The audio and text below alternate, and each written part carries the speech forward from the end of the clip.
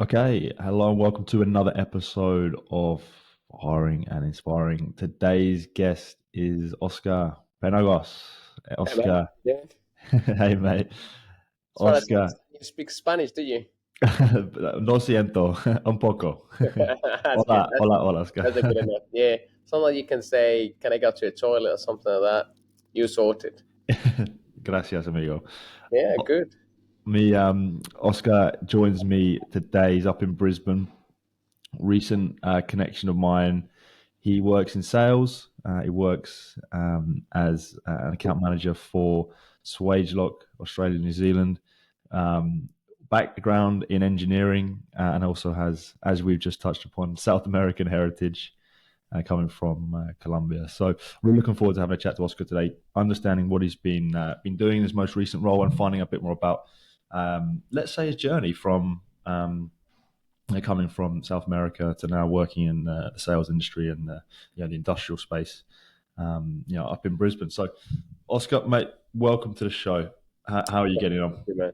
No, thank you very much. That explains a lot of my background. And yeah, I've been in Australia seven and a half years already. Become a citizen 2 days ago. Oh, really? Yeah. Congrats. Yeah, no, that's great. It's a good Yeah, feeling. yeah, That was a long journey. yeah, So enjoying it now. yeah. Good man. Well, thanks for joining me. Look, I said at the start of the show, introduce you, as you work as an account manager at Swagelok. That's where I want to start. I want to start in the present. It's a newish role for you. You've been with the business now for 6 months or so. Um, Yeah, something like that. broadish question: how's it all going so far? How are you finding the new role? Well, so far so good.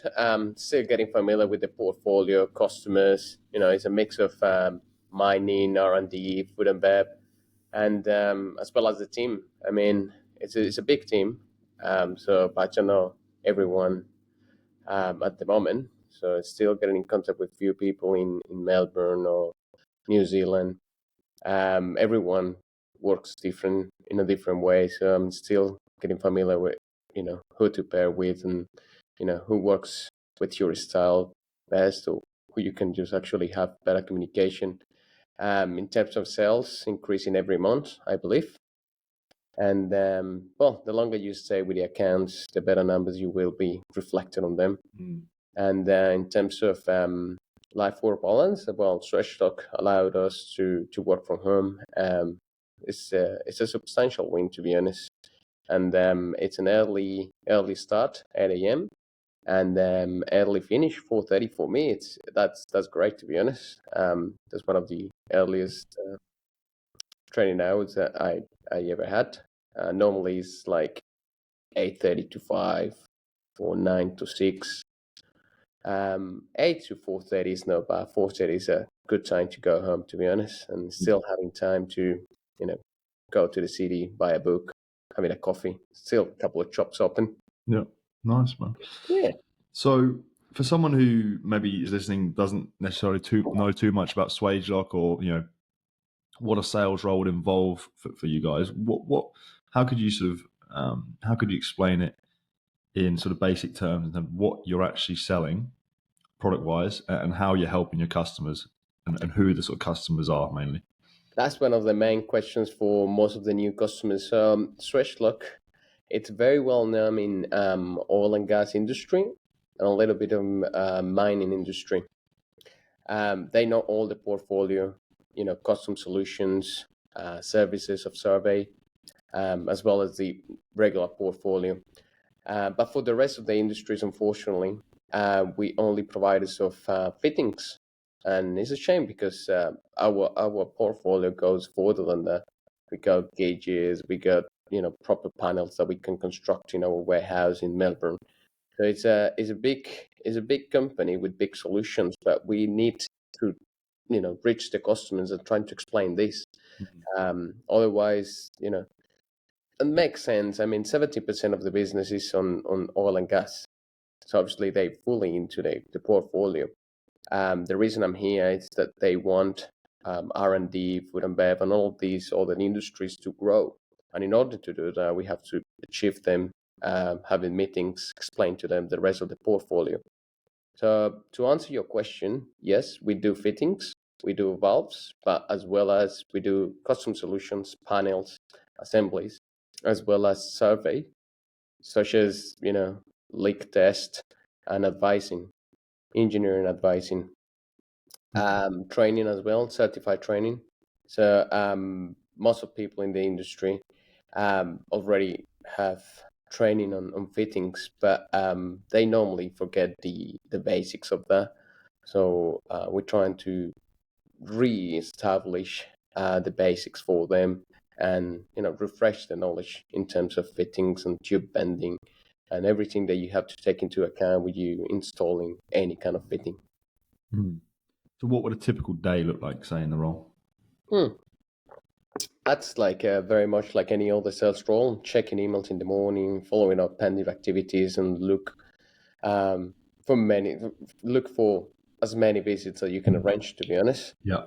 that involves obviously as well admin jobs, reporting, internal team, follow-up calls, and as I just was telling you before we start, in sometimes it's just really hard. You get dragged by small things, but that takes time, and unfortunately, you cannot achieve what you wanted at the very morning.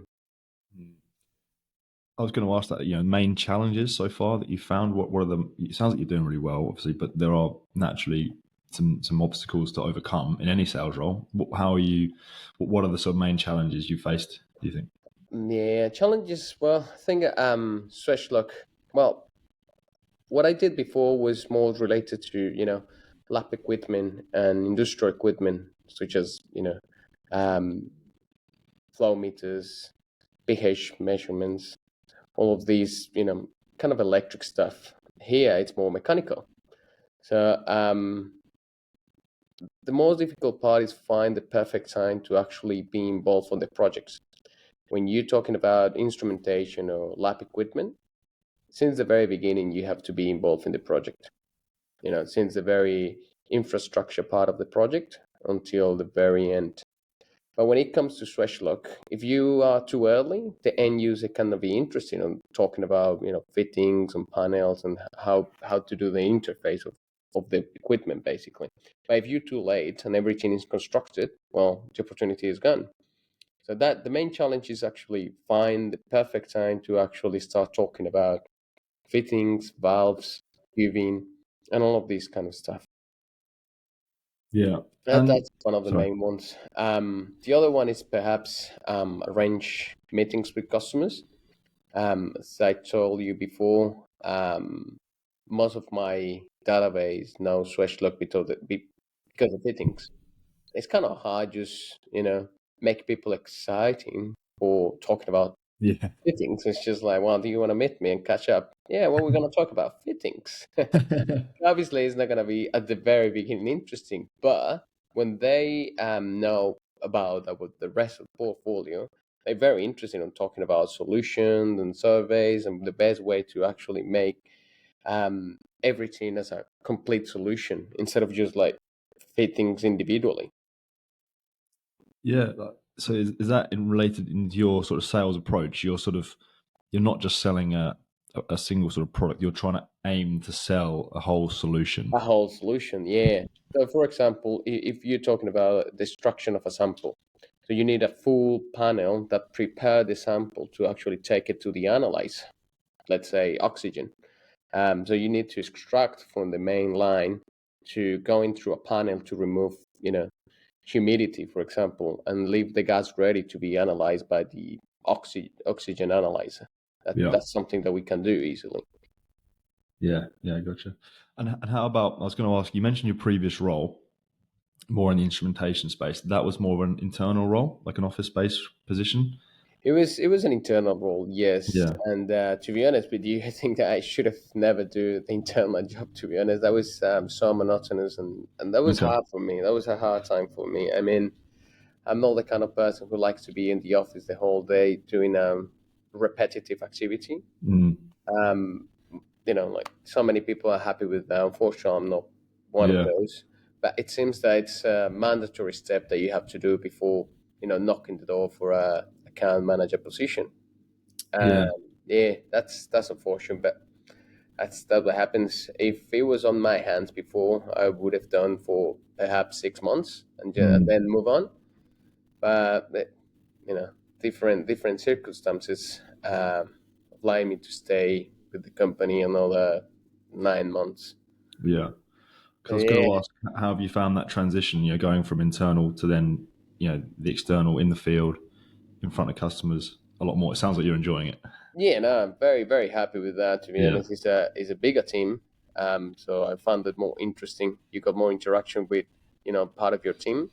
Unfortunately, with my last company, there was such a small team in Brisbane, so there was no any you know chat or interaction with the rest of the Yeah. team. It was like purely morning and good afternoon, see ya. Perhaps how Yeah. was your weekend on Monday, and that's it. Oh, really? Yeah. No, enjoying a little bit more.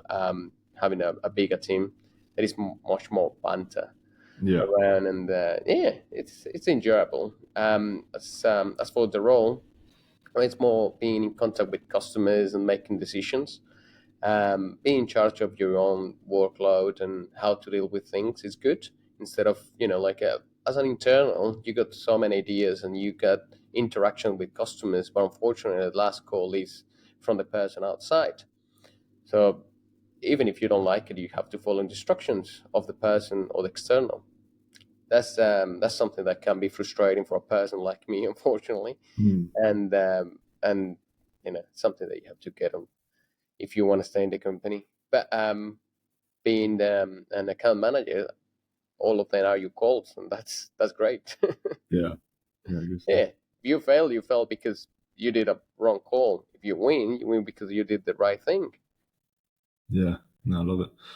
Mate, just going back in time then a little bit, we touched upon it at the start.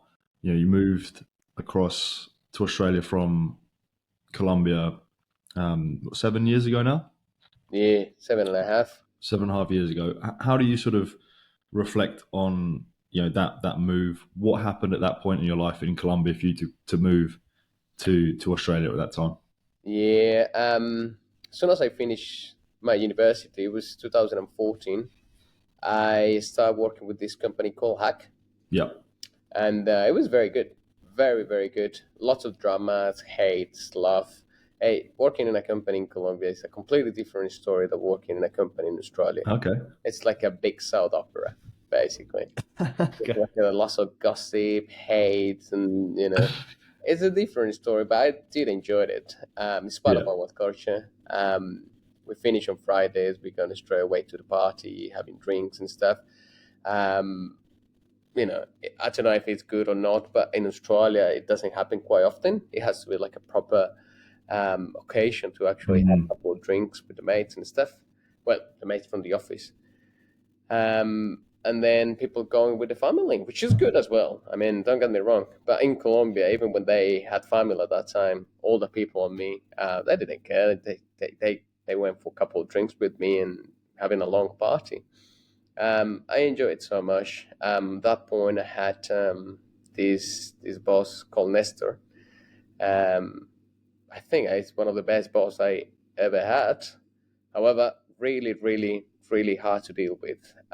He got his temperance, and when he got angry, God, you don't want to be even closer to him. Yeah, so but you know, wise man, lots of experience, especially in public processes. Jesus Christ, tenders and all of that. He was a machine. He can make 2 or 3 in a day.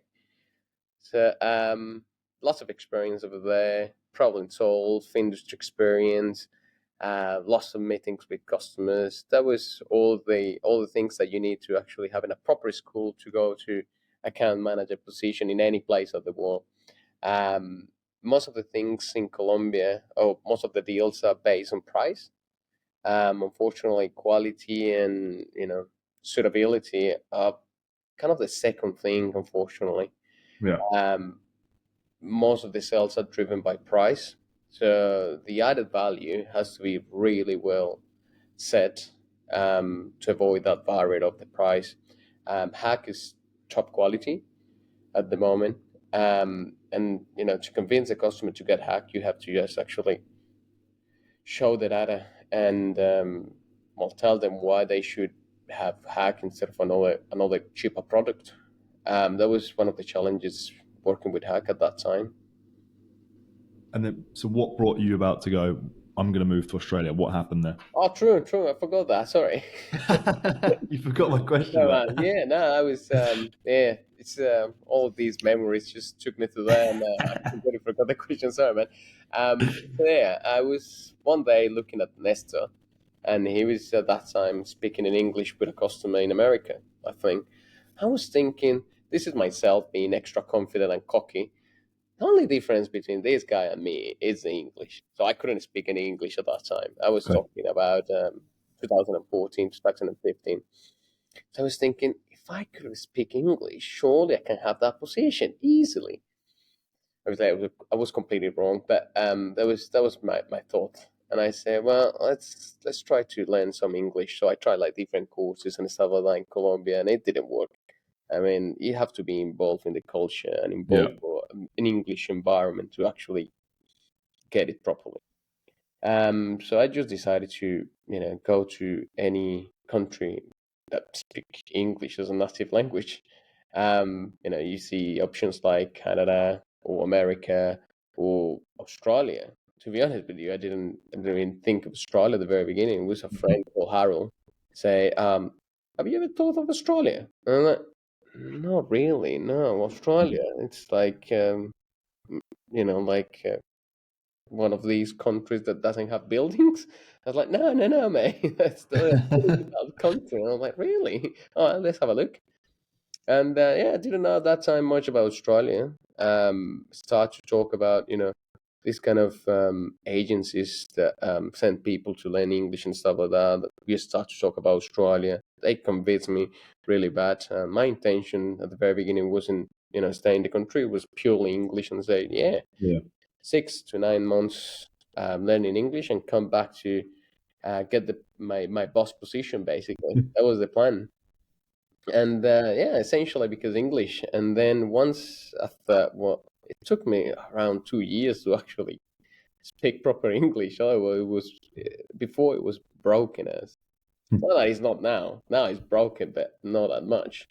But yeah, and then when I check again my list to do, there was more things in Australia to do. So I just Mhm. decided, well, let's stay a little bit longer, still a bit longer, a bit longer, a bit longer until I say, well, there's no point coming back. Yeah, So you pretty much just you had a career. It was you started your career in Colombia. You were on your way, and you kind of almost just stopped it in its tracks and moved to a country completely out of the blue a little bit just to learn another language and clean and toilets. yeah and but it was also I think you had to sort of go down a couple of levels, right, in your sort of career journey when you were in Not even a Australia. couple, man. We're talking Because you were about like working in type of hospitality Europe. and stuff, right? Yeah, no, I started at I don't know. Have you been in Brisbane before? Yeah, a Sure. couple of times, yeah. Yeah, right. There is a cinema called Newfound Cinemas. Mm. I started working there as a cleaner. There was this guy, this Greek guy called Peter. Lovely man, but we worked with him what like for 7 months, and that was the only person who gave us a job. And I say us, me and my girlfriend, Yeah. because we couldn't speak anything. So it was like, I'm looking for a job. And I'm like, yeah. What's your name? I'm looking for a job. Yeah, right. What's your age? Do you have experience? I'm looking for a job. That was the only phrase that I could even say. So this guy thought that it was fun, and the first task was like delivering these flyers Mm. and the box mails and stuff. We did couple of weeks these flyers for the cinema, Yeah. and then after a couple of weeks, he said, "Would you be interested to actually doing the cleaning of the cinema at night?" So I'm like, "Yeah, why not?" There was another Colombian guy translated this, by the way. All right. Yeah. He's working now in WSP, and yeah, he's still in contact. But anyway, so it was 7 months there, and all the time thinking, well, what I'm doing. I mean, I'm an engineer in Colombia, And unless you are like a lower class in Colombia, you never do that kind of hospitality or normal job. I did, but normally it's not the rule. So it's not something normal for you as an adult, 24, 20, 24, 26 years, doing a Yeah. hospitality or cleaning jobs. At least in our culture, at least trying to adjust myself at that point of my life. So it was like what I'm doing. I mean, I'm an engineer. Well, I'm just doing some cleaning. And then all this time was thinking of, yeah, I have to improve my English and then coming back, improve my English and come back. This is going to be worth it. At some point, there was like maybe 2 years after, and then I had to make a decision and say, well, if I go back to Colombia, that's going to be hard. I already know what's living in a third world country. And the step down on the living, the style, the, the living style is going to be, I don't know if it's going to be proportional to just step down in my career. So I just said, all right, let's sacrifice the career for a better lifestyle. And well, we made a call and saying we're going to try very hard to stay here. We didn't care about our careers at that point. Our only objective was carry on in the country. How close were you to going back? Was there ever, a moment where you were like, "No, I can't do it. I need to, I'm an engineer or whatever. I had a good career back in That Colombia." was at the second year, I think, second or third year. I said, well, I cannot deal with this anymore. Because after the cinema, I Mm. started to work at one of the pig and whistles. Okay, yeah, And I started as a glassy. Oh, started as a glassy is hard. I mean, you have to do lots of dirty jobs and long nights and stuff like that. That was a hard time. yeah, And at some point, your mind just breaks down. It's just like, yeah, I want to go back. That's it. I mean, no family, no friends, not anything. Basically, you're just gagging for being in your country. yeah. Once you start to just actually be included of your community, it's when you actually feel part of the whole thing. Um, Fortunately, I could find like a couple of really good friends at the Pig and Whistle that make me feel like any home. Mm. So after the third year, I was very very close to actually tell Karen, yeah, let's go back. Karen said, no, no, it's gonna be worth it. Believe me, believe me. So I just said, all right, let's stay. Let's try to be better friends with these people at the Pick and Whistle. Let's try to find a better studies to actually we're gonna use in the future, and let's give it a go. And how do you sort of reflect on it now? Like now you have, now you're a citizen. Now you have this job with Swagelok. I guess are you sort of you glad that you stuck it out? Are you proud of yourself as well? Well, I wouldn't say proud. I would say grateful, perhaps, Mm. and but happy to have all of that experience. I mean, going through all of that challenges, language, culture, food, lack of family, lack of friends, make you stronger in many other aspects. You know what I mean? Um, Grateful because in the future, I'm not gonna break that easy, as so many people will do, potentially. So yeah, no, quite happy to go through that. It's just anything, you know what I mean? It's very very uncomfortable doing a big change like that because it's not only a change of job, it's not only a change of friends. It's your whole life basically changing, and that's the hard part of being a foreigner. And if you want to stay in the country, which makes you a migrant, you know what I mean? Yeah, Yeah. So quite happy with that. Very, very happy, and feel that I'm stronger than I was in Colombia. yeah. Perhaps I used to make lots of tantrums in Colombia for little things. Not now. Oh, really? Yeah, It built that resilience, right? yeah, yeah. Yeah, Like making a fuss for anything. As I said, we not privileged. I used to be privileged in Colombia, but not that kind of rich privilege, but in the middle class privilege that you can complain for anything on okay, the table. I don't do that now. I mean, after going to Pick and Whistle yeah, and pass through, you know, being a glassy, being a bartender, until supervisor, until I scale it up until being a duty manager. So I got enough complaints to say I got the right to actually make a complaint. No, I don't want yeah. to do it. Just let it go, mate. Got your burger, got your salads as it is. Okay. Mate, you touched upon your your time back in Colombia. Obviously, you grew up there. How do you feel your sort of Colombian South American heritage has shaped who you are today? Because I know it's obviously you're it's a proud culture, right? And it's there's a lot of aspects to it which shape and define people who come from the culture like you are. How has it shaped you? Do you think? Yeah, that's one of the first things that you have to forget if you actually want to achieve things in Australia, unfortunately. Okay. So that's the price that you have to pay. So, for example, now I'm trying to be integrated again in the Colombian community. When I come to this country, I got one objective, only one objective, which was improving English. So I isolate myself to any Colombian that speak to me. Any Colombian that you speak to me, I just said, sorry, I'm not interested. Really? So I isolate myself of the whole community, and I just start to make friends from any other culture. Let's say Japanese, Chinese, Australian, English, whatever it was that forced me to speak in English. So it was like 3 or 4 years of very minimal contact with Colombians, very minimal. And obviously, you come across like a cocky guy that, oh, you think that you're better because like, you don't want to talk to us. And I was like, no, it's not about that. I'm not gonna lose the investment of like, huge money for speaking in Spanish in another country. That's silly. Um, and also, once you get a little bit of more English, you want to make it perfect in a way. Yeah. And you're not gonna make it through Latin parties and Latin conversations. Unfortunately, you have to just be with Aussie people with English, Scottish, Irish, and then it's when you actually get the skills to to learn English.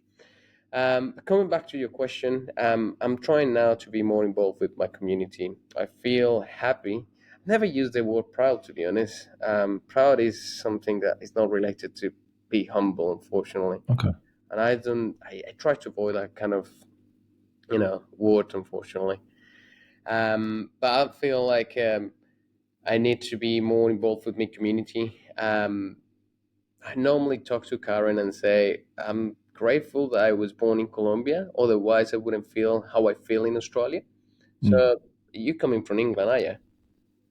Yeah. Yeah. So, for you, it shouldn't be a big change. I mean, things in England could be kind of similar, food and people, Mm. language, Yeah. culture. Bit different, obviously, but not as much. Yeah. As a result, obviously, you enjoy Australia, but you cannot experience what I feel when I'm on the beach or when I'm in a restaurant or when I'm walking at home at night, just feeling safe. So Mm. that kind of feeling, it's due to I was born in Colombia, and I feel happy about it because otherwise I wouldn't feel that Yeah. kind of feeling and excitement being in Australia. Um, yeah, no, I think it's pretty much it. Um, Yeah. Not proud of being Colombia, but grateful. But grateful. Yeah. No, I really like that, mate. Really like that answer. Cool, mate. We've talked about your past, what you've been doing to get to where you are now. We've talked about what you are doing right now. What about the future? What does the future hold for Oscar? Yeah, that's always the question, isn't it? Mm. That's endless questions. Um, to be honest with you, I would like to have my own business one day. Either like cafe or something related to hospitality, um, or importing or exporting things. Something that makes all my effort leave something behind me. If I got any family, leave something Okay. instead of a house or a car, living a business, living something that they can actually gonna use. Also, I feel like when you put in a big effort on something on your own, you're gonna do it better. I would say it's not painful when you're working for what is gonna be yours, like properly yours. And I think that's one of the main drivers of going to sales because sales is one of those jobs that people look at down in a way, especially in engineering. So all the engineers, when you say what you doing, and it's like, well, I'm in sales.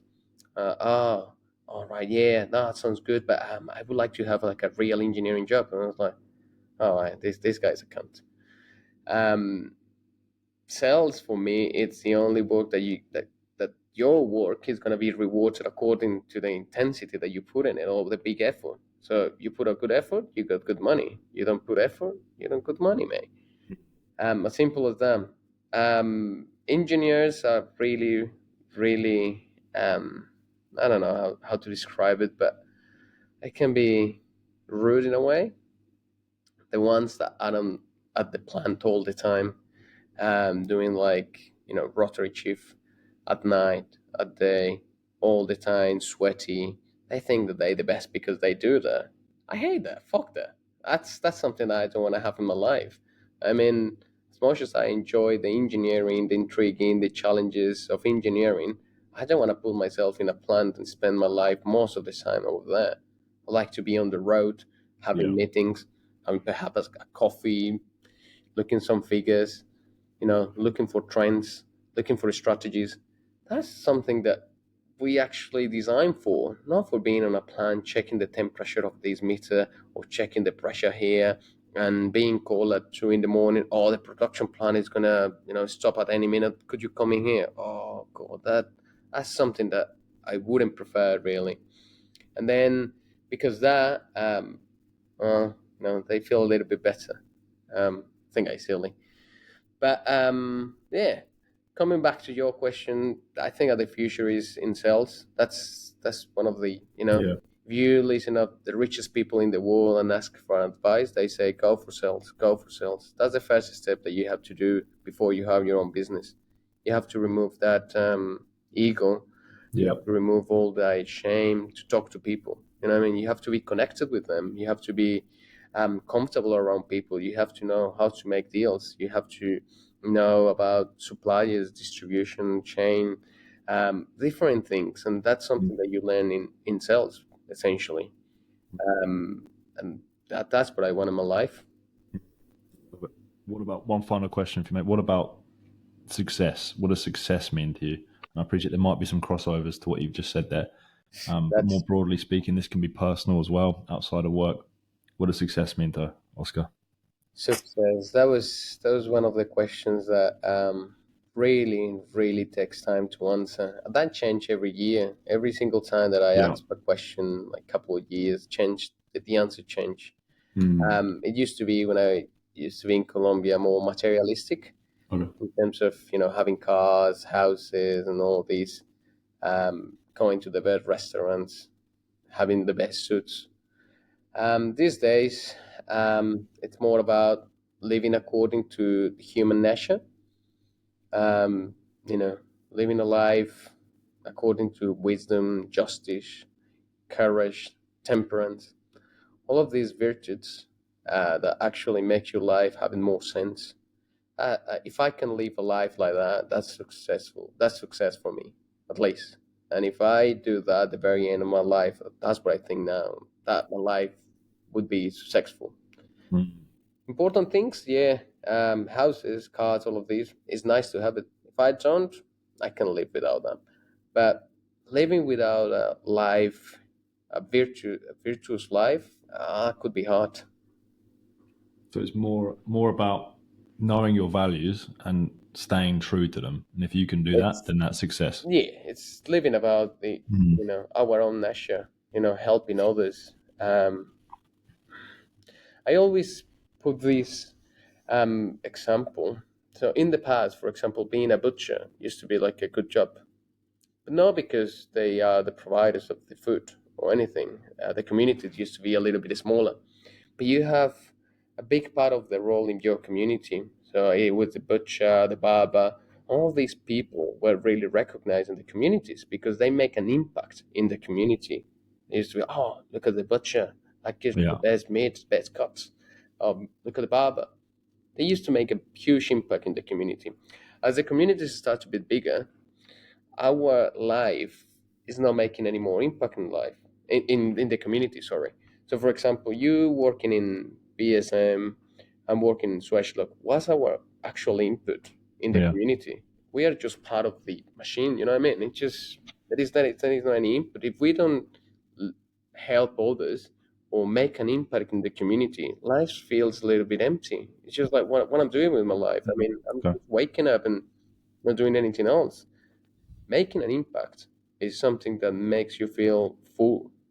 You can do that when you live according to your nature. Yeah. So how do you aim to have that impact in your life? That's something that I'm figuring out. I Mm. mean, this is very new for me. Don't get me wrong. When I left hospitality, I was in 80 kilos, drinking beer every day, on smokies.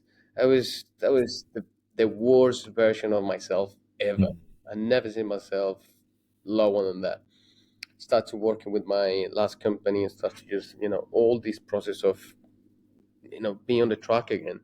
And through that process, like stick to a routine, having good breakfast, having protein, vegetables, going to the gym, getting Mm. the books, read. All of these little habits that you can have in your life improve so much what you think about life. So this one is still something new for me. I've been doing this for Mm. 2 years, and still I'm trying to figure out different aspects of my life. At that point, I couldn't even sleep, well. I was either intoxicated with alcohol or with lots of anxiety and saying, what I'm gonna do with my life. I feel, all the chemicals in your body basically fuck your mind, and once you detox your mind, once you detox your body, you get good habits. Your mind is clear every day, and you can understand a little bit more why we are here. So Mm. I'm still figuring out how to make that impact in the community. I don't know, but it's something that I would like to do. Yeah. Well, I think obviously you're aware of it. That's step one, right? That's the You know. first step, but it's not enough if you don't know what to do. Intentions is a really good path, but you actually have to do something. Um, Mm. you know, you got very good intentions in life. I would like to have this job. I would like to have this routine. But if you don't action that, well, it's just an intention. It's just a thought. So definitely is something that I'm still working on. I hope to have some answers in the next year, middle of the Yeah. next year. And try, it's something that I work out. I got with my girlfriend, the personal development hour. It's every Sunday. We having Oh a yeah. coffee and we just stop everything that is happening. We go to any Starbucks or any cafe, open our computer and try to just, work on ourselves. Whatever you need to read, whatever you want to research, but everything has to be related to personal development. That's good. That's a good habit.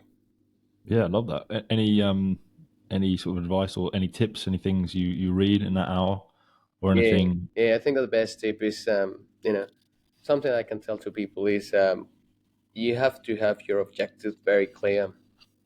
But I'm not talking about like I want to work for chemical industry. I want to work on sales. That has to be more precise, like extremely precise. I want to work for this company with this salary with these kind of people. If it's not an objective like that, it's nothing. You actually gonna achieve things when you have clearance in your mind. You have a clear idea what you want to achieve. Otherwise, you're not gonna make it because it's Mm. only an idea. It's only something quite broad. It could be anything. And when we actually have ideas, like very, very clear ideas, we can achieve them. Um, have you heard about like vision boards? Yeah. Yeah, well, I got, still working every now and then on mine.